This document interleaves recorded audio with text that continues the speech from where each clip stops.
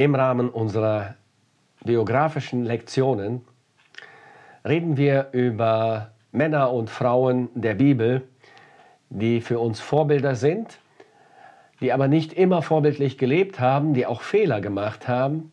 Und wir stellen fest, dass Gott trotz ihrer Fehler und Versagen zu ihnen steht und Geschichte mit ihnen macht.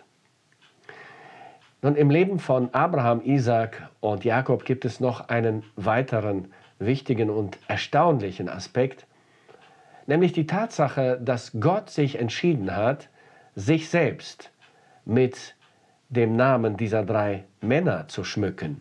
Gott nennt sich der Gott Abrahams, Isaaks und Jakobs.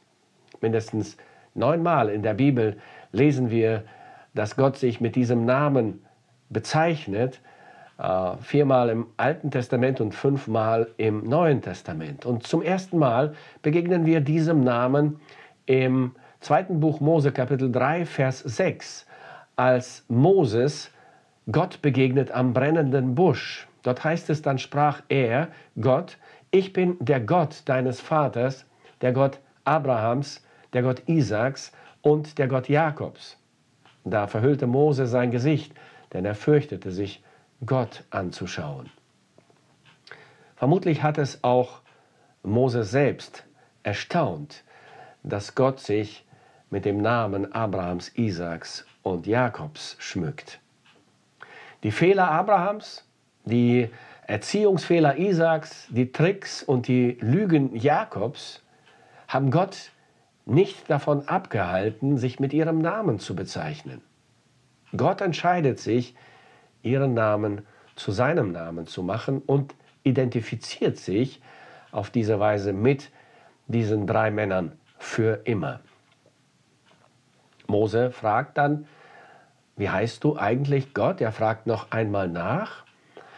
Wir lesen in der Geschichte weiter, und Mose sprach zu Gott, denn siehe, wenn ich zu den Kindern Israels komme und zu ihnen sage, der Gott eurer Väter hat mich zu euch gesandt, und sie mich fragen werden, was ist sein Name? Was soll ich ihnen sagen? Gott sprach zu Mose, ich bin, der ich bin. Und er sprach, so sollst du zu den Kindern Israels sagen, ich bin, der hat mich zu euch gesandt. Und weiter sprach Gott zu Mose, so sollst du zu den Kindern Israel sagen, der Herr, der Gott eurer Väter, der Gott Abrahams, der Gott Isaaks und der Gott Jakobs, hat mich zu euch gesandt. Das ist mein Name ewiglich. Ja, das ist der Name, mit dem ihr an mich gedenken sollt von Geschlecht zu Geschlecht. Das ist erstaunlich. Gott sagt, so soll es sein und so wird es bleiben. Es ist wirklich mein Name, mit dem ich genannt werden möchte. Das ist bis heute so. Gott hat diesen Entschluss nicht revidiert. Jesus selbst hebt diesen Namen hervor als Beweis für die Auferstehung und auch als Bestätigung dafür, dass Abraham, Isaak und Jakob lebendig sind, ja lebendiger denn je. Er redet mit den Sadduzäern, die die Auferstehung ablehnen, und sagt, ihr kennt weder Gott noch die Kraft Gottes, denn Gott sagt, ich bin der Gott Abrahams, Isaaks und Jakobs, und Gott schmückt sich nicht mit Namen von Toten, also leben sie, und es gibt die Auferstehung. In Jesus wird Gott Mensch. Er kommt zu uns.